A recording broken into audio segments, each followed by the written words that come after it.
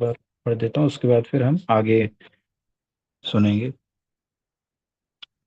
ये श्लोक है, यन्नामधेय श्रवणादु कीर्तनाद यत् प्रहणाद्य स्मरणादपि क्वचित् स्वादोऽपि सद्यः सवनाय कल्पते कुतः पुनस्ते भगवन्नु दर्शनात्। जिसका अनुवाद है, उन व्यक्तियों की आध्यात्मिक उन्नति के विषय में क्या कहा जाए जो परम पुरुष का प्रत्यक्ष दर्शन करते हैं। यदि कुत्ता खाने वाले परिवार में उत्पन्न व्यक्ति भी भगवान के पवित्र नाम का एक बार भी उच्चारण करता है अथवा उनकी लीलाओं का श्रवण करता है, उन्हें नमस्कार करता है या कि उनका स्मरण करता है, तो वह तुरंत वैदिक यज्ञ करने के लिए योग्य बन जाता है। तात्पर्य श्रील प्रभुपाद द्वारा, श्रील प्रभुपाद की जय। तो दो पैराग्राफ पढ़ा गया था, तो हम एक बार पढ़ लेते हैं। यहाँ पर परमेश्वर के पवित्र नाम के कीर्तन, श्रवण अथवा स्मरण की आध्यात्मिक शक्ति पर बल दिया गया है। रूप गोस्वामी ने बद्ध जीव के पापपूर्ण कर्मों की सूची दी है और भक्ति रसामृत सिंधु में प्रमाणित किया है कि जो लोग भक्ति योग में संलग्न रहते हैं वे समस्त पाप कर्मों के फलों से मुक्त हो जाते हैं। भगवत गीता द्वारा भी इसकी पुष्टि होती है। भगवान कहते हैं कि जो लोग मेरी शरण में आते हैं उनका दायित्व तो मैं अपने ऊपर लेता हूँ और उन्हें समस्त पाप कर्मों के फलों के प्रति निश्चेष्ट बना देता हूँ। यदि केवल नाम के कीर्तन मात्र से पाप कर्मों के फल इतनी जल्दी धुल जाएं, तो फिर उन पुरुषों का क्या कहना जो उन्हें प्रत्यक्ष देखते हैं। Second paragraph. एक अन्य विचार जो यहाँ पर रखा गया है वह यह है कि जो पुरुष कीर्तन तथा श्रवण द्वारा शुद्ध हो जाते हैं वे तुरंत वैदिक यज्ञ करने के पात्र बन जाते हैं। सामान्यतया केवल वही व्यक्ति वैदिक यज्ञ कर सकता है जो ब्राह्मण कुल में उत्पन्न हो, 10 प्रकार के संस्कारों से शुद्ध हो चुका हो और जो वैदिक साहित्य में विद्वान हो चुका हो। किंतु यहाँ सद्य अर्थात तुरंत शब्द प्रयुक्त हुआ है और श्रीधर स्वामी की भी टिप्पणी है कि मनुष्य तुरंत वैदिक यज्ञ करने का पात्र बन जाता है। निम्न जाति के परिवार में उत्पन्न मनुष्य जिसमें कुत्ता खाया जाता है पूर्व जन्म के पाप कर्मों के कारण इस स्थिति को प्राप्त होता है, किंतु शुद्ध भाव से कीर्तन करने या सुनने से वह तुरंत पाप कर्मों से मुक्त हो जाता है। वह न केवल पाप कर्मों से मुक्त हो जाता है अपितु उसे तुरंत समस्त विशुद्धिकरण की प्रक्रियाओं संस्कारों का फल प्राप्त हो जाता है। ब्राह्मण कुल में जन्म लेना निश्चय ही पूर्व जन्म में किए गए पुण्यों का फल होता है। तो भी ब्राह्मण कुल में उत्पन्न एक बालक यज्ञोपवीत संस्कार में दीक्षित होकर अपने को संस्कारित करता है। किंतु यदि कोई भगवान के पवित्र नाम का कीर्तन करता है तो भले ही वह कुत्ता खाने वाले चांडाल कुल में क्यों न जन्म ले, उसे किसी शुद्धिकरण की आवश्यकता नहीं पड़ती। वह केवल हरे कृष्ण का कीर्तन करके तुरंत शुद्ध हो जाता है और विद्वान ब्राह्मण के समान ही उत्तम हो जाता है। हम आगे अब सुनते हैं।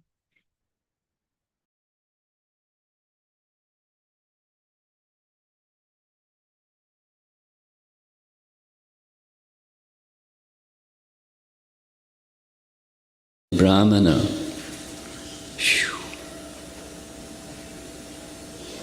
Paragraph. Sridhar Swami especially remarks in this connection, Anena bhujatvam lakshate. Some caste brahmanas remark that by chanting Hare Krishna, purification begins, it's italicized, begins.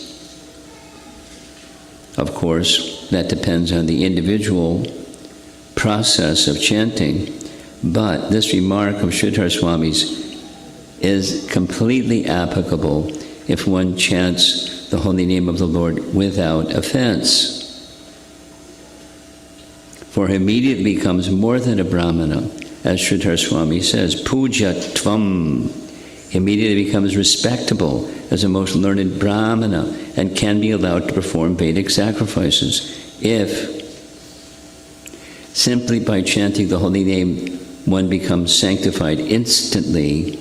Then one can be said of those persons who see the Supreme Lord face to face and who understand the descent of the Lord as Devahuti understands Kapila Dev. 2 more paragraphs. Usually, initiation depends on the bona fide spiritual master who directs the disciple. If he sees the disciple has become competent and purified by the process of chanting, he offers the sacred thread to the disciple, just so that he will be recognized as 100% equal with the Brahmana. This is confirmed also in the Hari Bhakti Vilas by Sanatana Goswami, quote, as base metal, like bell metal, can be changed into gold by a chemical process, any person can similarly be changed into a Brahmana by Diksha Vidhan, the initiation process. So now this is not speaking of Harinam Diksha, it's speaking of Gayatri Diksha.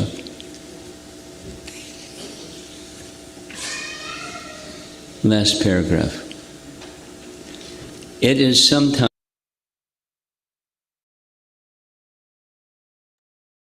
हरे कृष्ण। ये मेरा तात्पर्य से पढ़ रहे हैं तो मैं भी हिंदी पढ़ता हूँ। इस संबंध में श्रीधर स्वामी की टिप्पणी है, अनेन पूज्यत्वम लक्ष्यते। कुछ ब्राह्मण जाति वाले कहते हैं कि हरे कृष्ण कीर्तन से शुद्धिकरण प्रारंभ होता है। निस्संदेह यह व्यक्तिगत कीर्तन पर निर्भर करता है, किंतु स्वामी श्रीधर की यह टिप्पणी पूर्णतया लागू होती है कि यदि बिना अपराध के कोई भगवान के पवित्र नाम का कीर्तन करता है तो वह तुरंत ब्राह्मण से बढ़कर बन जाता है। जैसा कि श्रीधर स्वामी का कहना है, पूज्यत्वम अर्थात वह तुरंत परम विद्वान ब्राह्मण के तुल्य आदरणीय बन जाता है और उसे वैदिक यज्ञ करने की अनुमति मिल सकती है। यदि केवल भगवान नाम कीर्तन से कोई तुरंत पवित्र हो जाता है तो फिर उन सबका क्या कहना जो भगवान का प्रत्यक्ष दर्शन करते हैं और भगवान के अवतरण को समझते हैं, जिस प्रकार देवहूति कपिल देव को समझती हैं। सामान्यतया दीक्षा शिष्य को निर्देशित करने वाले गुरु पर निर्भर करती है। यदि वह समझता है कि शिष्य दक्ष है और कीर्तन द्वारा शुद्ध हो गया है तो वह उसका यज्ञोपवीत संस्कार कर देता है, जिससे वह 100% ब्राह्मण के तुल्य हो जाए। इसकी पुष्टि श्रील सनातन गोस्वामी कृत हरि भक्ति विलास में इस प्रकार हुई है। जिस प्रकार रासायनिक विधि द्वारा घंटे की धातु कांसा सोने में बदली जा सकती है, उसी प्रकार कोई भी व्यक्ति दीक्षा विधान द्वारा ब्राह्मण में बदला जा सकता है। तो यहाँ पे महाराज ने एक टिप्पणी की थी कि ये दीक्षा के विषय में कहा जा रहा है। जैसे हम देखते हैं कि हमारे यहाँ एक हरिनाम दीक्षा होती है, ब्राह्मण दीक्षा। हरिनाम दीक्षा पहले होती है, उसके बाद फिर ब्राह्मण दीक्षा होती है। तो ये जो अभी तात्पर्य में वर्णन आया, महाराज ने समझाया कि ये ब्राह्मण दीक्षा के विषय में कहा जा रहा है। तो अंतिम पैराग्राफ है, तो वो गुरु महाराज पढ़ेंगे तो वो हम सुनते हैं।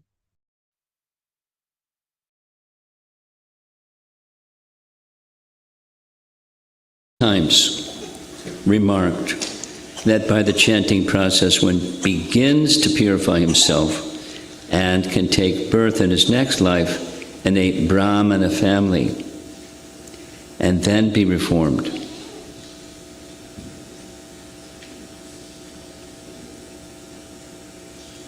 But at the present moment, even those who are born in the best Brahmana families are not reformed, nor is there certainty that they are actually born of a Brahmana's father. Formerly, the Garbhadan reformatory system was prevalent.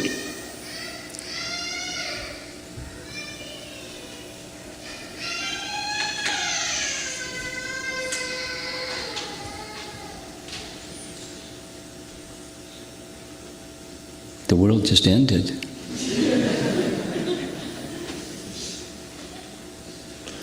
But at the present moment, there is no such Garbhadana, or seed-giving ceremony under these circumstances, no one knows if a man is factually born of a Brahmana father.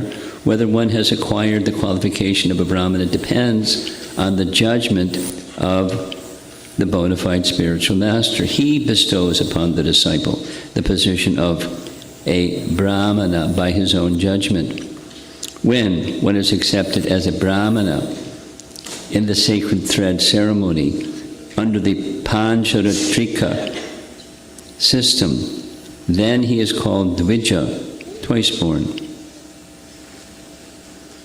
That is confirmed by Sanatana Goswami, Dvija Tvam Jayate.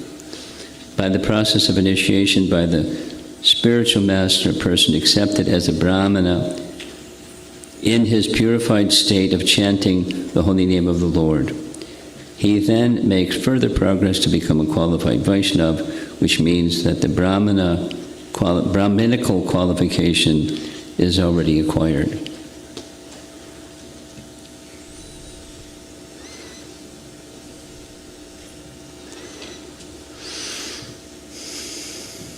Now,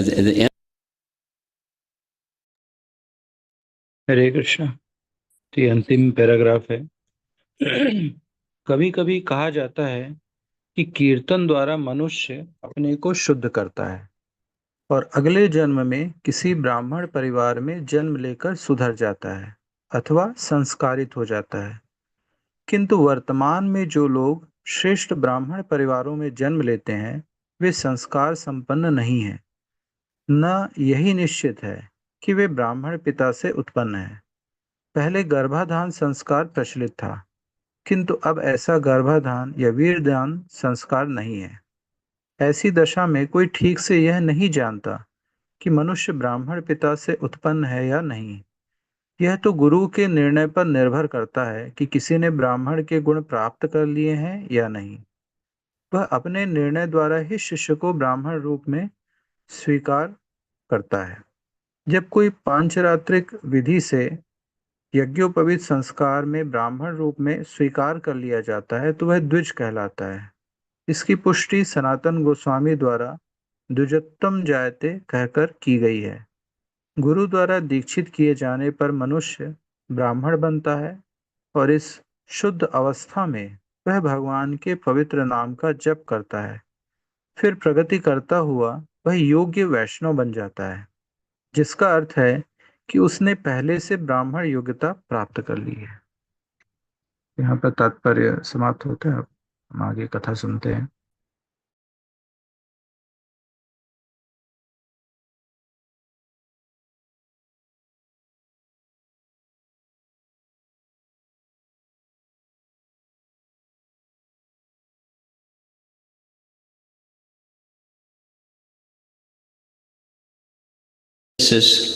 in this particular purport is emphasis upon Brahminical initiation or Gayatri mantras. And traditionally, that's all there was. There wasn't what specifically Bhakti Siddhanta established. And then Srila Prabhupada followed, and we follow, which is in the first initiation, at least Harinam Diksha, initiation into the chanting of the holy name. It's not that there wasn't initiation into the chanting of the holy name before Bhakti Siddhanta. It was done, but it didn't bear the same significance, culturally and institutionally and scripturally. It was just a standard giving of the name to a young boy, perhaps by his father or by a brahmana. And then the further purification. So it was just made formalized during the time of Bhakti Siddhanta. And the understanding that Prabhupada passed on was this first initiation standard was more liberal, and the second initiation or Gayatri Mantra initiation was more conservative or strict or significant.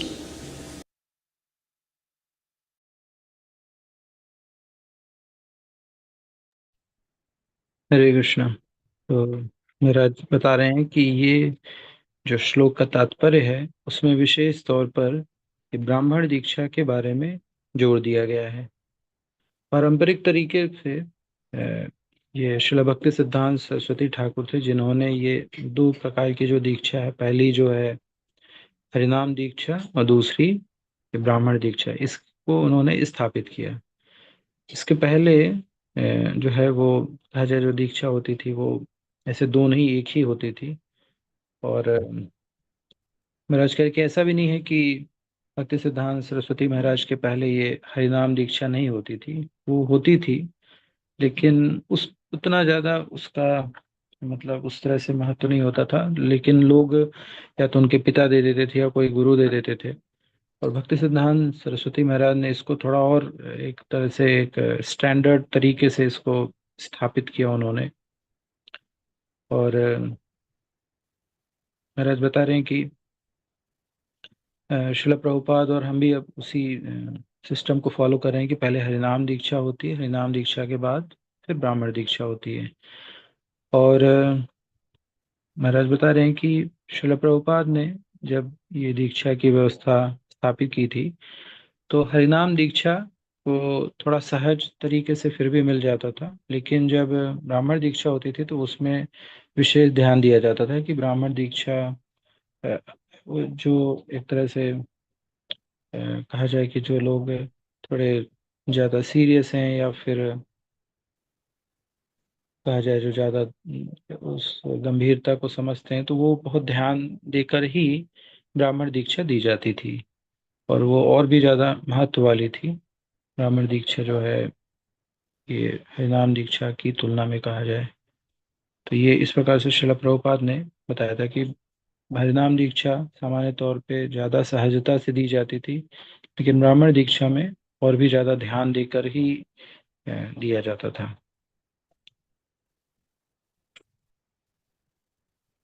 हम आगे सुनते हैं।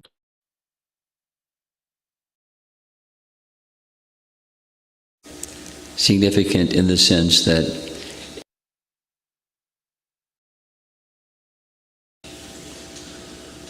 and the understanding that Prabhupada passed on was this first initiation standard was more liberal, and the second initiation or Gayatri Mantra initiation was more conservative or strict or significant. Significant in the sense that it enabled one to worship the deity or to perform a Vedic sacrifice, yajna, and so forth, perform Brahminical duties. So that's a distinction that we follow. What Prabhupada had us do is scripturally based. So purification through the chanting of the holy name, and of course, in a formalized way, Prabhupada established some standards. He made exceptions to those standards by his own discrimination. I mean, a nice example is Bhakti True Swami received first and second initiation at the same time. Srila Prabhupada received first and second initiation at the same time. You know, there's a rule, there's exception to the rule, allowed by or based upon the discretion of the Acharya. So our founder Acharya made such exemption, and then there's the standard of the rule that we honor because he established it. And without exception, from the very early stages, the following of the four regular principles, along with chanting. Because the following of the four regular principles, according to the Srimad Bhagavatam, these are the pillars of sinful life. You know the section of the Bhagavatam when Maharaj Parikshit was traveling in his kingdom and he saw a Sudra breaking the legs of a bull with one leg remaining and smacking at the one leg remaining. There's this whole discussion of the four legs of Dharma, of the bull, are these four principles. And so these four principles establish fundamental sinless life, or say it conversely. Violation of one of these four, or combination, is the foundation of sinful life.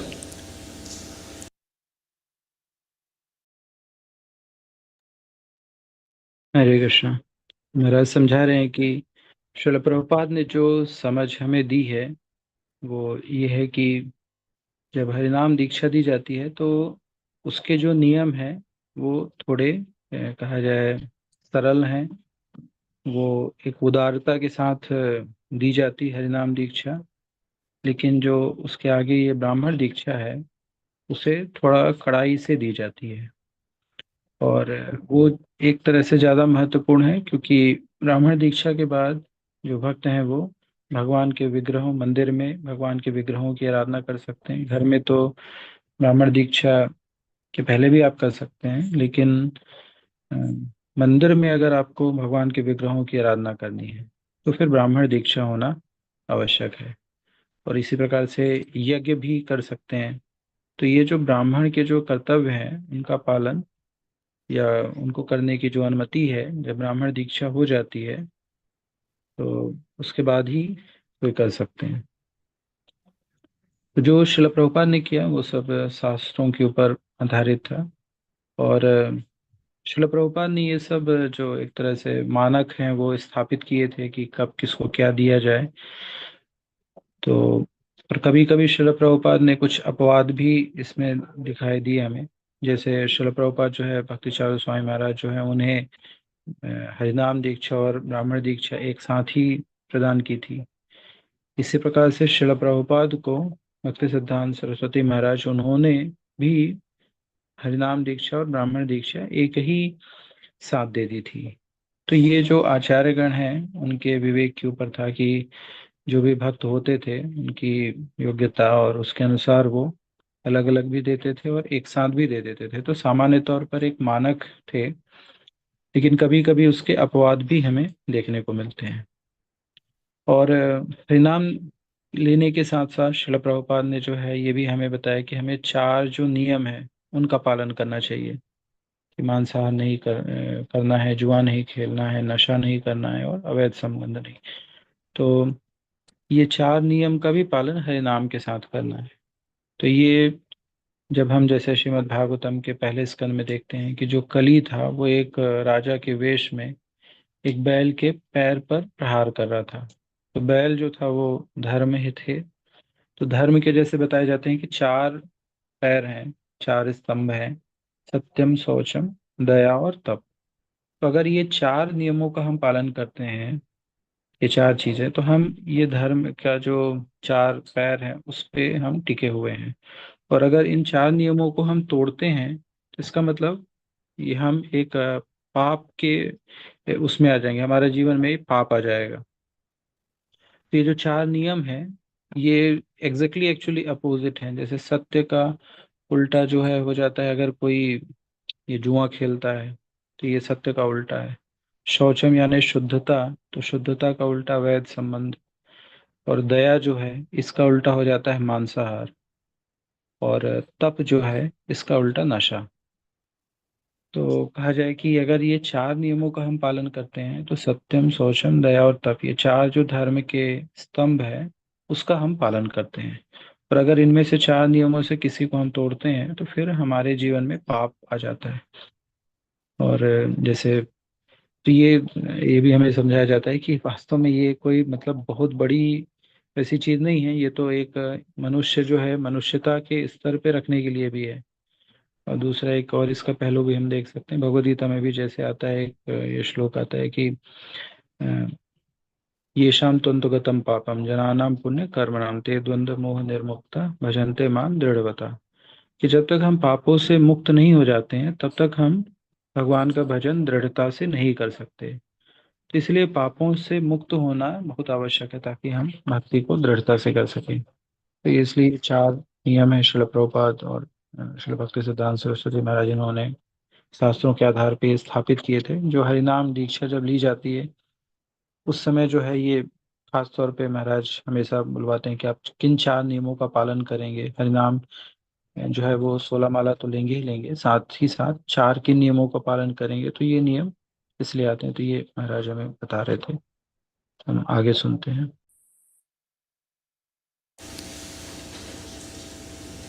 So within Bhagavad Gita, the entry into the process of yoga, bhakti yoga specifically, one has to become free from sin. So at least going forward, the principle of these four principles, essential, along with the process of chanting, which has the power to eradicate past misdeeds, past sins. It was in our discussion yesterday morning. From the four categories of abhadras or anarthas that arise in the heart. And one of them is caused by sin. And the anarthas that arise in the heart caused by sin are very quickly and efficiently, effectively eradicated by chanting. Even Namabhas chanting has that power. So all of you are following the regular principles means going forward in time without exception. The standard, the pillars of sinful life, it doesn't mean that there aren't other activities that are sinful, but those pillars will help you become free, anyone become free from all types of sinful activity.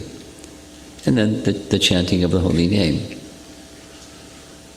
Further purification. Further these two things, cleansing and awakening, just as we've been hearing according to the principles of Srimad Bhagavatam.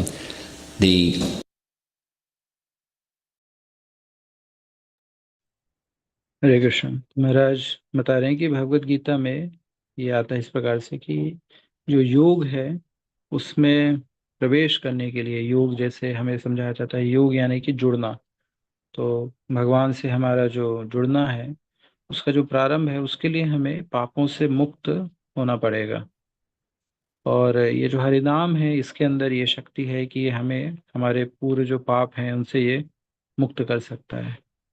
और इसके पहले जो महाराज की कथा हुई थी उसमें महाराज ने बताया था कि चार प्रकार के जो अभद्र हैं वो कहाँ से आते हैं। तो उसमें से एक था कि कुछ अभद्र जो है वो पाप कर्मों से आते हैं। और ये पाप कर्मों से जो अभद्र आते हैं वो बड़ी बड़ी जल्दी ही और बड़े मतलब कहा जाए कि प्रभावशाली तरीके से हरिनाम लेने से ये नष्ट हो जाते हैं। तो हरिनाम जो है ये हमें पापों से मुक्त करा सकता है, लेकिन हमें ये भी ध्यान रखना है कि हम पाप को ऐसा नहीं कि करते भी जा रहे हैं और हरिनाम भी लेते जा रहे हैं। जैसा कि ये नाम अपराध में भी आता है कि सातवां जो नाम अपराध यही है कि नाम के बल पर पाप करना। तो हमें ये समझाया जाता है कि हम आगे पाप नहीं करें और पूर्व के जो पाप हैं फिर वो हरिनाम लेने से नष्ट हो जाएंगे। और महाराज ने बताया कि ऐसा भी नहीं है कि ये जो चार जो नियम हमें बताए गए हैं इनके अलावा और कोई पाप कर्म नहीं है। नहीं, इनके अलावा भी हैं अन्य पाप कर्म, लेकिन ये चार जो हैं ये पापी जीवन के स्तंभ हैं। मतलब ये मुख्य तौर पे कहा जाए सबसे जो कहा जाए कि जो सबसे बड़े जो एक तरह से होते हैं उनमें से ये चार हैं। इनके अलावा भी अन्य हैं। तो हमें ये चार से बचना है। और अगर हम हरि नाम लेते रहेंगे तो हमारे जो भी अब पूर्व जन्म पूर्व जो पाप कर्म है वो सब जो है धीरे धीरे नष्ट हो जाएंगे। और जैसे जैसे ये सब नष्ट होते जाएंगे हृदय से तो फिर ये हमारा जब शुद्धिकरण होगा तो फिर ये भगवत प्रेम जो है हमारे अंदर जागृत होगा। तो महाराज ने दो शब्द कहे क्लींजिंग एंड अवेकनिंग, यानी कि ये शुद्धिकरण भी होगा और ये भगवत प्रेम जो है वो जागृत भी होगा। तो हमें ये 4 नियमों का पालन करना है, 4 ये पाप जो मुख्य आधार हैं पापी जीवन के, उनसे बचना है और हरिनाम को लेना है। हरिनाम को जब हम लेंगे तो फिर पूरे जो पाप हैं वो भी नष्ट हो जाएंगे और भगवत प्रेम जागृत होगा। तो ये मुख्य संदेश था भी जो महाराज बताए। तो हम आगे सुनते हैं। Nashtaprayeshu abhadreshu nityam bhagavata sevaya bhagavati uttama bhaktir bhavati. So bhakti arises, bhaktir bhavati, and the abhadras are removed progressively, gradually, by hearing Bhagavatam and chanting of the holy name, both. Not only one or only the other, but both. We do both.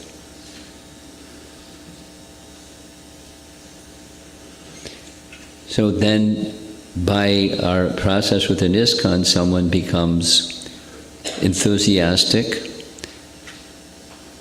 committed, with some purification and proper guidance, knowledge from scriptural teachings, the necessity. It's not optional. The necessity. Abhigachchit. It's a necessity to take shelter of a spiritual master by the initiation process. So that's happening today. Congratulations. And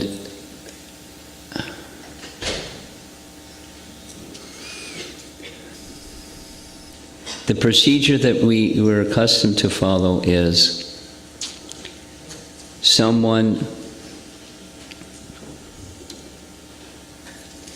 who's the someone? Bhangsidhari. You got a microphone? Bhangsidhari is going to say something about this nice devotee who you probably don't know. But he knows. So he's going to share something about this nice devotee. Yeah. So she started Krishna consciousness. Say her name. Her name is Shravya Kanchi. Where does she live? She lives in Richmond. She's doing her PhD in Virginia Tech. I think it's Blacksburg.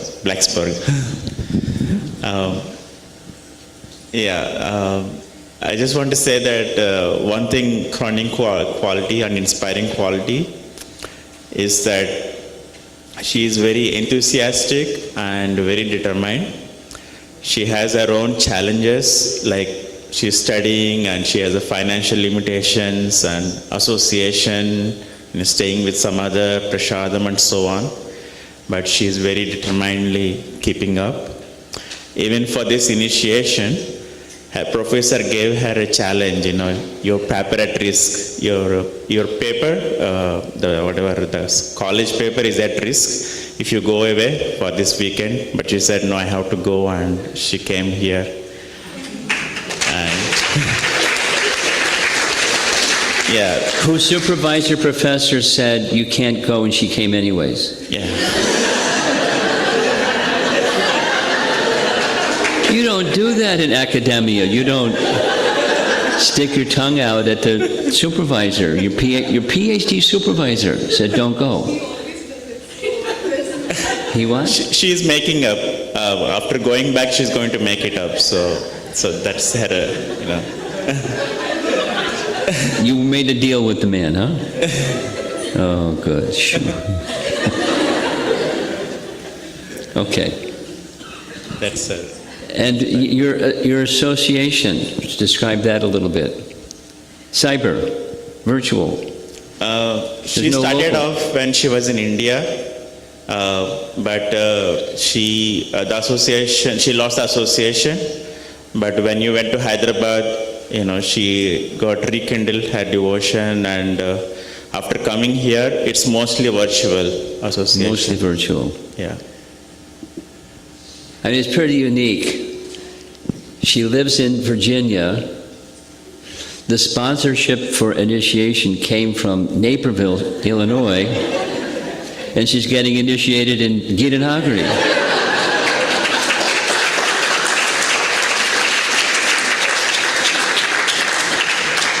She's very accommodating. And others that understand her nature are also accommodating because she's very enthusiastic and very committed, and she's going to do her makeup for her PhD thesis. Hopefully that you don't get some blowback from that. But you'll try. I mean, I don't know if... I didn't do a PhD. But I know from people that do PhD, you salute to the flag. And if the PhD supervisor says X, it's X. You don't say it's Y, it's X. It's just like that. I mean, different personalities are different, but generally speaking, that's the system. I'm surprised. I'm amazed. You are quite determined. Okay, so the next procedure. हरे कृष्णा। महाराज बता रहे हैं कि ऐसे श्रीमद् भागवतम में भी जैसे हम पढ़ते हैं, नष्ट प्रायेषु भद्रेषु नित्यं भागवत सेवया भगवती उत्तमा श्लोके भक्तिर्भवती नैष्ठिकी। तो श्रीमद् भागवतम के श्रवण और हरि नाम लेने से ये दोनों से हमारे जो हृदय के अभद्र हैं वो चले जाते हैं, और जो भक्ति है वो भक्ति भवती नैष्ठिकी, तो जो भक्ति है वो दृढ़ हो जाती है, निश्चित हो जाती है। तो ये दोनों चीजें जो है हमें साथ में करना है, हरि नाम जो है लेना है और श्रीमद् भागवतम का पठन और श्रवण करना है। तो ये अगर हम करेंगे तो फिर कहा जाए कि हमारा हृदय के जो अभद्र जाएंगे और भक्ति जो है वो निश्चित हो जाएगी। तो ये महाराज ने कहा। इसके बाद फिर महाराज ने कहा कि हमारे इस्कॉन में ऐसा होता है कि जब कोई भक्त आते हैं, वो संपर्क में आते हैं और धीरे धीरे जो है उनके मन में उत्साह आता है और वो थोड़े दृढ़ होते हैं कि हाँ, अब हम पूरे जीवन इस साधना विधि को और भक्ति मार्ग का पालन करेंगे और शास्त्रों का जो है वो समझते हैं। उनकी शास्त्रों में जैसे कहा जाता है कि दीक्षा के पहले शिक्षा, तो शिक्षा भी थोड़ी होती है, और उसके बाद जो है तो ये कहा जाए कि ये बहुत ज़रूरी है कि हमें शास्त्रों की समझ हो, ये बहुत ही आवश्यक है। और इसके बाद जो है फिर जब इस प्रकार से होता है तो फिर वो ये निश्चय लेते हैं कि वो एक आध्यात्मिक गुरु का आश्रय ग्रहण करेंगे अपने आध्यात्मिक जीवन की उन्नति के लिए। तो महाराज ने कहा कि आपको बहुत बधाई हो कि आप उत्साही हैं, आप दृढ़ निश्चयी हैं और आपने शास्त्रों के आधार पर अभी ये निर्णय लिया है कि आप दीक्षा ग्रहण करेंगे। तो महाराज ने उनको बधाई दी। उसके बाद महाराज ने कहा कि जैसे हमारी परंपरा है कि जब इच्छा होती है किन्हीं की तो कोई भक्त जो है फिर उन भक्त के बारे में बताते हैं। तो महाराज ने फिर ब्रज बिहारी वंशीधारी प्रभु को आमंत्रित किया कि आप इनके बारे में बताइए। तो माता जी का नाम दीक्षा पूर्ण नाम श्रव्या कांची है, और माता जी अभी वर्जीनिया टेक शायद कोई यूनिवर्सिटी है वहाँ से पीएचडी कर रही हैं। तो फिर वंशीधारी प्रभु बता रहे हैं कि माता जी जो है बहुत ही उत्साही हैं और बड़े दृढ़ निश्चयी हैं। तभी जब माता जी ये दीक्षा समारोह के लिए आई हैं तो उस समय उनके जो पीएचडी के जो सुपरवाइजर हैं उन्होंने कहा, जैसे पीएचडी में कई सारे रिसर्च पेपर का प्रकाशन होता है, तो जो है उन्होंने कहा कि अगर आप जाएंगे तो ये इसमें कुछ दिक्कत हो सकती है। लेकिन माता जी बड़ी दृढ़ निश्चयी थी, उन्होंने उनसे बात करी और वो आई इसके लिए। और जहाँ पे वो रहती हैं तो मतलब कुछ आर्थिक रूप से भी कुछ मतलब अभी वो अर्न ऐसे शायद नहीं कर रही होंगी, तो उसकी कुछ समस्या, साथ में जहाँ वो रहती हैं तो कुछ प्रसादम की समस्या, तो इस प्रकार से कई सारी चुनौतियां हैं। लेकिन उन सभी चुनौतियों के बावजूद उनके अंदर काफी दृढ़ निश्चय है कि वो भक्ति मार्ग में आगे बढ़ें। और वो फाइनली जो है ये दीक्षा के लिए वो आई हैं। तो महाराज ने कहा कि इसके आगे का कि ये जो जब कोई पीएचडी करता है, मैंने कहा कि मैंने पीएचडी नहीं किया है, लेकिन मैंने सुना है कि जब भी पीएचडी किया जाता है तो ये जो सुपरवाइजर होते हैं उनकी बात को आप नकार नहीं सकते हैं। मैंने कहा कि जैसे जो झंडा होता है तो उसको हमेशा आपको सैल्यूट करना है, मतलब जो वो कहेंगे वैसा आपको करना पड़ेगा। वो अगर एक्स कह रहे हैं तो आप एक्स ही करेंगे, आप वाई नहीं करेंगे, आप कुछ उससे अलग नहीं हो सकते हैं। तो बिल्कुल सुपरवाइजर के अनुसार ही चलना पड़ता है, तभी पीएचडी होती है। और मैंने कहा कि हाँ, कई अलग अलग लोगों में थोड़ा अलग अलग हो सकता है, लेकिन सामान्य तौर पे ये होता है। तो अभी माता जी के सुपरवाइजर उनको कह रहे थे कि आप जाएंगे तो आपका ये पेपर में शायद दिक्कत हो सकती है, लेकिन फिर भी निश्चित तौर पे वो बड़ी दृढ़ निश्चयी हैं। उन्होंने उनसे बात करी और जाने के बाद फिर वो जो भी है वो कंप्लीट करेंगी। तो यहाँ पे एक्चुअली ये हुआ, इसके बाद जो है माता जी को महाराज बुलाएंगे और वो आगे जो विधि होती है, ब्रह्म संहिता वगैरह का पाठ किया जाएगा। तो एक तरह से यहाँ पे महाराज की कथा समाप्त हो जाती है। तो अ, आज हम यहीं पे फिर रुकते हैं। तो आज श्यामली माता जी और सीताराम प्रभु इनकी शेयरिंग है, तो आप शेयर कर सकते हैं। और अन्य भक्त भी, अगर इसमें अनुवाद में जो कुछ भी छूट गया हो या कुछ गलत अनुवाद हो गया तो आप प्लीज़ उसे करेक्ट कर सकते हैं। तो बहुत आभारी रहूँगा मैं। तो श्यामली माता जी और सीताराम प्रभु आप हो तो आप लोग पहले शेयर कर सकते हैं, उसके बाद अन्य भक्त भी शेयर कर सकते हैं। Thank you very much. Hare Krishna.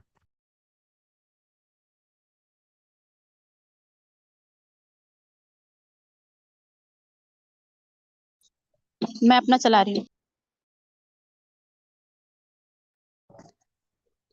हरे कृष्ण प्रभु जी। हरे कृष्ण माता जी, धन्यवाद प्रणाम। Please accept my humble obeisances. All glories to Guru Maharaj Srila Prabhupada. प्रभु जी मेरी आवाज क्लियर है? यस माता जी, बिल्कुल क्लियर है। तो आज की क्लास में जो था तो एक इनिशिएशन के उस पर महाराज क्लास दे रहे थे कि जो मतलब गुरु द्वारा जो दीक्षित किए जाते हैं तो वो व्यक्ति ब्राह्मण बन जाता है। तो फिर पहले बता रहे थे कि जब भक्ति सिद्धांत सरस्वती के टाइम पर जो था तो एक ही इनिशिएशन होता था, लेकिन शिला प्रभुपाद ने इसको और सरल बना दिया और इसको दो में डिवाइड कर दिया, मतलब पहले हरिनाम दीक्षा और उसके बाद ब्राह्मण दीक्षा। तो जो हरिनाम दीक्षा है वो सरल सरल है, सरल थी और सहज ही मिल जाती थी। और अभी भी ऐसा है कि गुरु महाराज हरिनाम दीक्षा बहुत सहज दे देते हैं सभी को। और ब्राह्मण दीक्षा में मतलब वो ध्यान देकर दिया जाता था कि जो भक्त ज्यादा सीरियस होते थे तो उनको मिलती थी वो। और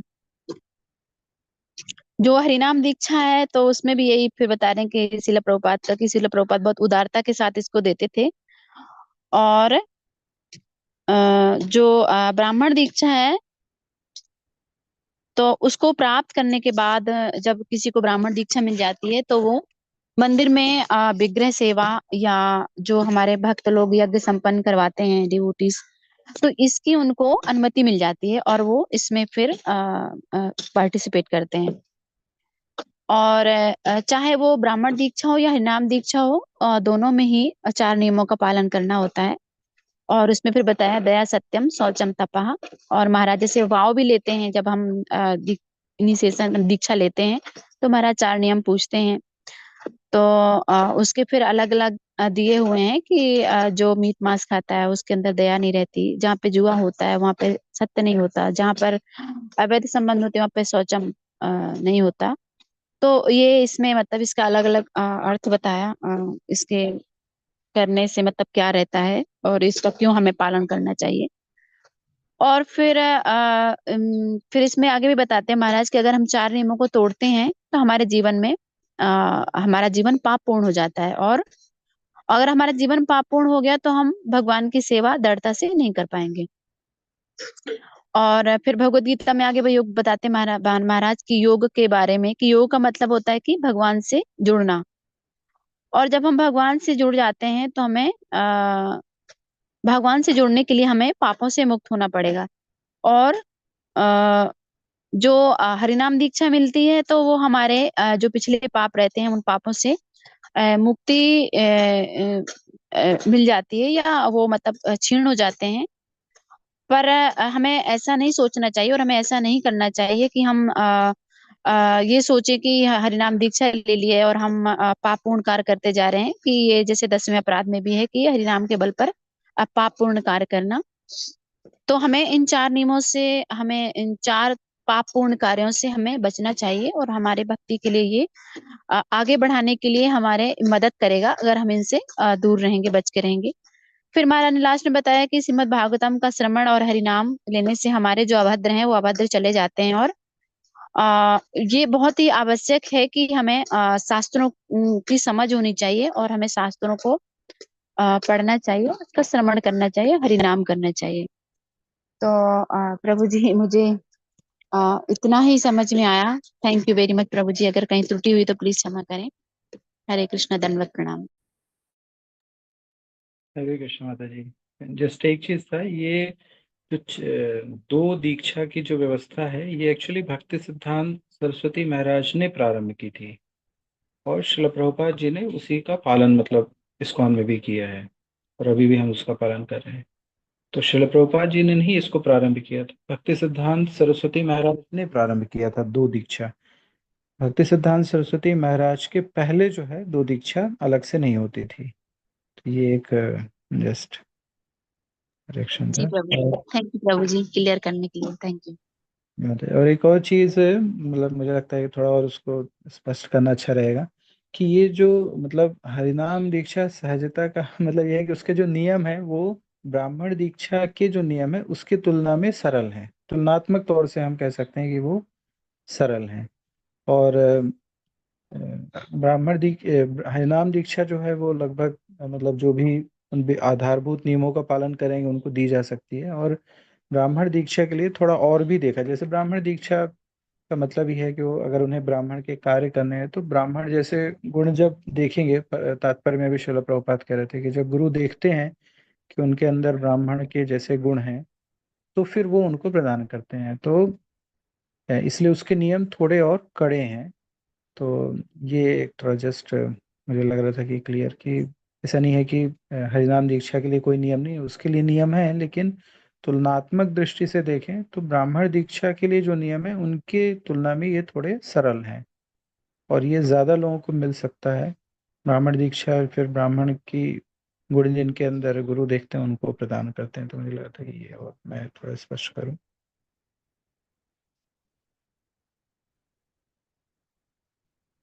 सीताराम प्रभु, आप हैं क्या प्रभु?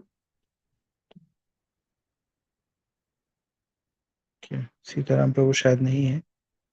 तो अन्य भी कोई भक्त अगर कुछ शेयर करना चाहें तो प्लीज कर सकते हैं।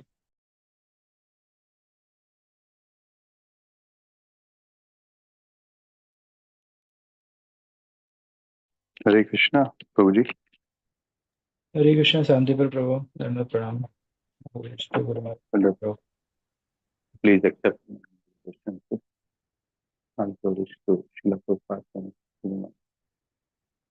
थैंक यू वेरी मच प्रभु, ट्रांसलेशन के लिए। बहुत वंडरफुल सेवा आप सभी डिवोटीज करते हैं। Heartly thanks to each and everyone of you. तो जस्ट थोड़ा ये जानना चाह रहा था मैं कि जैसे हम लोगों ने दीक्षा ली है, हरि नाम दीक्षा ली है, एंड ऑफ कोर्स यानी बहुत भाग्यशाली हैं डिवोटीज जिन्होंने हरि ब्राह्मण दीक्षा ली है। तो मैं बस एक उनसे थोड़ा अनुभव जानना चाह रहा था कि जैसे ना कि हमने हरि नाम दीक्षा ली है तो इतने सालों से चैंटिंग और 4 नियमों का पालन कर रहे हैं, लेकिन एक अप डाउन की सिचुएशन तो बनी हुई रहती है लाइफ में, ऊपर नीचे, कभी चैंटिंग में नीचे कभी ऊपर, ये सब चीजें होती है। काइंड ऑफ एक स्ट्रगल तो अभी एक चल ही रहा है आई मीन परिणाम दीक्षा लेने के बाद भी। तो जैसे जिन भक्तों ने ब्राह्मण दीक्षा ली है, एंड ऑफ कोर्स है ना, ये चैलेंजेस तो रहते ही हैं, लेकिन वो हरि नाम तो क्या ब्राह्मण दीक्षा लेने के बाद क्या फीलिंग आती है, क्या अनुभव होता है। तो जस्ट अगर कोई भक्त अगर कोई शेयर करना चाहे तो इट्स विल बी नाइस, क्योंकि टॉपिक चल रहा है हरिनाम दीक्षा और ब्राह्मण दीक्षा पे। एक पॉइंट तो मुझे ये भी लगता है कि भाई ब्राह्मण दीक्षा में कि सिर्फ ऐसा नहीं कि भाई ब्राह्मण दीक्षा ले ली तो चलो भाई एक मंदिर में अपन हर्ष विग्रह की सेवा करने का जो एक लेवल काइंड ऑफ मिल जाएगा, बट इसको और सीरियस होना, जैसे महाराज ने बताया, तो क्या अनुभव हो रहा है ब्राह्मण दीक्षा भक्तों को जिन्होंने ली है, तो जस्ट को जानना चाह रहा था ताकि एक एक एक जो अभी की स्ट्रगल पे तो ऐसा लग रहा है कि बहुत स्ट्रगल चल रहा है फिर भी चल रहा है, लेकिन आगे हरिनाम दीक्षा अगर लेना है तो कैसे मूड हम कैरी करें आगे के लिए, क्या हमारी आगे की होना चाहिए। तो अगर डिवोटीज को शेयर करें तो थैंक यू।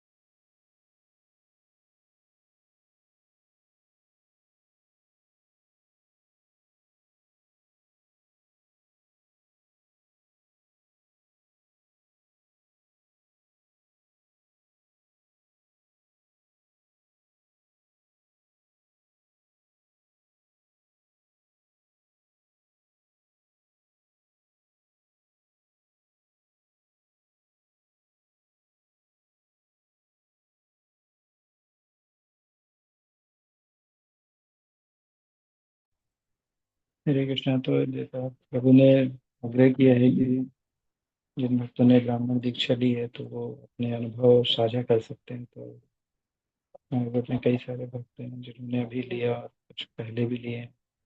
तो आप सभी से निवेदन है कि आप जैसा उचित समझे वैसा शेयर कर सकते हैं।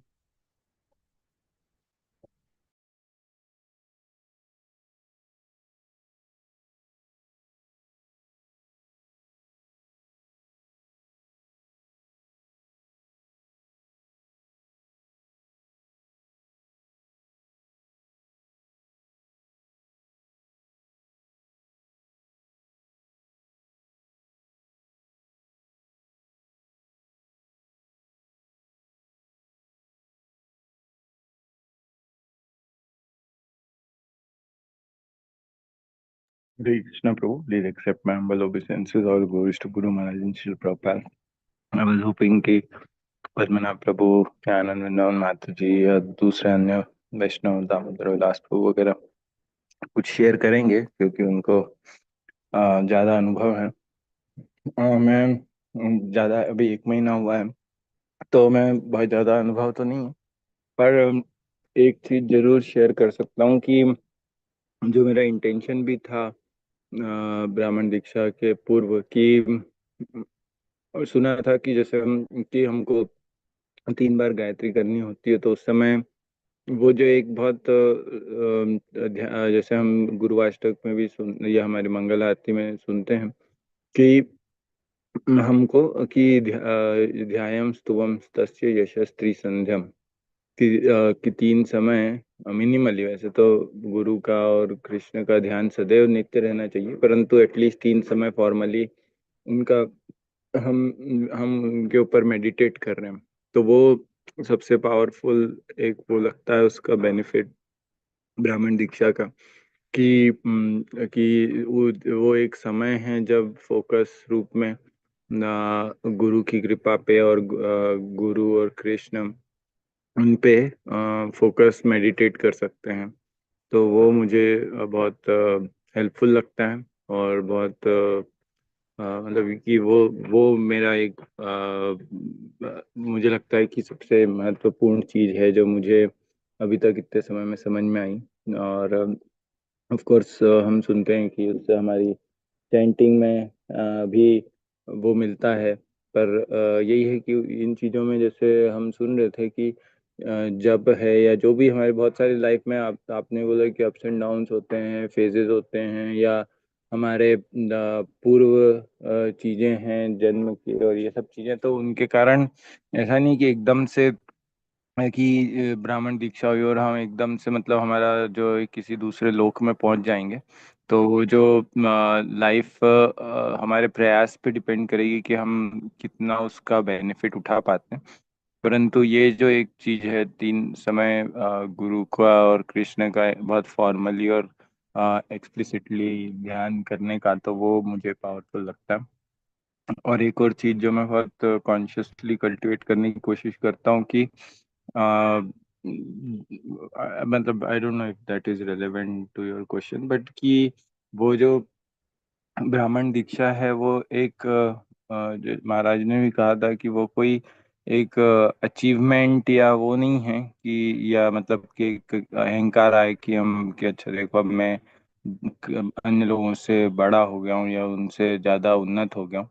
But this is actually opportunity to, ये एक अवसर है कि हम कुछ और सेवा कर सकें।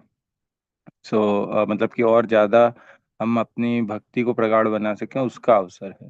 तो ये एक दो चीज़ें थी हुई। I am sure there are more other devotees who are more experience, पर कोई बोल नहीं रहा था तो इसलिए I just share something. Thank you. Hare Krishna. Hare Krishna प्रभु, हरे कृष्णा माता जी, धन्यवाद प्रणाम। ऑल कृष्ण गुरु महाराज शिला प्रभुपाद। am I audible प्रभु? यस प्रभु जी। Hare Krishna. This Brahman Diksha is normally given on need based. Those devotees who have already undergone initiation, uh, when they need to serve the deities, it is necessary for them to have the Brahman Diksha. That's how we both were given Brahman Diksha when we are about to be taken to Chicago temple for serving the deities there. And in other aspects, where after having the initiation, first initiation, some people usually get some deities in their homes. They start worshipping the deities. And after some time, after serious serving of the deities and serious practicing of the Hare Krishna Maha Mantra and devotional practices, when the superior mentor feels that yes, these devotees now are now fit enough to have the Brahman Diksha, uh, and they are serving their deities very affectionately and very sincerely, then the mentor feels that yes, we can recommend them for Brahman Diksha. In that process, recently in our Hyderabad, Udayananda Prabhu and his wife Suchrita Mataji were given Brahman Diksha because they have got Jagannath Baladev Subhadra deities in their home, which were arrived about 4 5 years back, and they were installed by our Guru Maharaj in Vrindavan Yatra, I think. And not only they are serving the deities, but they are also serving the community there in their area. About 25 30 families they are serving. So they were recognized that they are due to receive the Brahmin initiation, and they have recommended, they have got them. Usually the mentors and senior devotees observe how the devotees practicing their devotional activities, and basing on that their sincerity, devotion, and the time available and the deities they have, usually they recommend that now you can have this Brahman Diksha. That's what I understand from it. Thank you. Hare Krishna. Thank you Deendayal प्रभु। तो संक्षेप में 1 minute का समय मैं बोलता हूँ। प्रभु ने ये बताया कि ये दीक्षा जो है ये आवश्यकता के अनुसार दी जाती है। जैसे कभी कभी मंदिरों में विग्रहों की सेवा के लिए आवश्यकता होती है, तो जो भक्त रखते हैं कि ये सेवा कर सकते हैं, उन्हें दी जाती है। और या फिर कुछ भक्त जो है, जो जिनकी है नाम दीक्षा हो चुकी रहती है, उनके घर में विग्रह होते हैं, उनकी वो सेवा अच्छे से करते हैं। तो फिर कुछ समय के बाद उनके जो मार्गदर्शक होते हैं, जो भक्त होते हैं, मेंटर और गुरु महाराज जो है, वो फिर देखते हुए उनकी सिंसियरिटी को उनको ब्राह्मण दीक्षा प्रदान करते हैं। तो ये इस प्रकार से होता है। प्रभु ने उदाहरण दिया उदयानंद प्रभु का हैदराबाद में, कि वो उनके घर में जगन्नाथ बलदेव सुभद्रा महारानी के विग्रह थे, उनकी सेवा वो कर रहे थे, और उनके क्षेत्र में कई भक्तों की भी सेवा कर रहे थे, तो फिर उनको ब्राह्मण दीक्षा दी गई। तो ये प्रभु ने शेयर किया। तो अभी 8 बज गए हैं, तो हम आज यहीं पे रुकते हैं, फिर आगे हम कल कंटिन्यू करेंगे। तो आप सभी को बहुत बहुत धन्यवाद।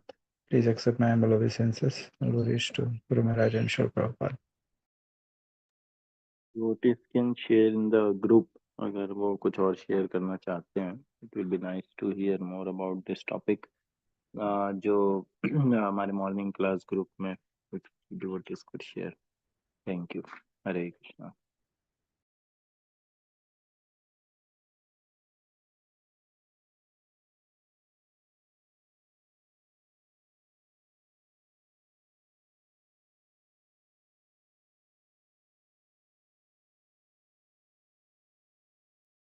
Hare Krishna, Prabhu. You want to continue the sharing, Prabhu? Prabhu ji, Chitra. वैसे तो प्रभु जी ने बोला है कि like if we have a hard stop that's better. तो मैं बोल हाँ, रहा था कि उसके ग्रुप पे मैसेज रिकॉर्ड करके और या फिर टेक्स्ट में डाल ठीक है. ओके प्रभु, थैंक यू. हरे कृष्ण. या फिर कल और शेयर कर सकते हैं. ओके प्रभु, थैंक यू. हरे कृष्ण.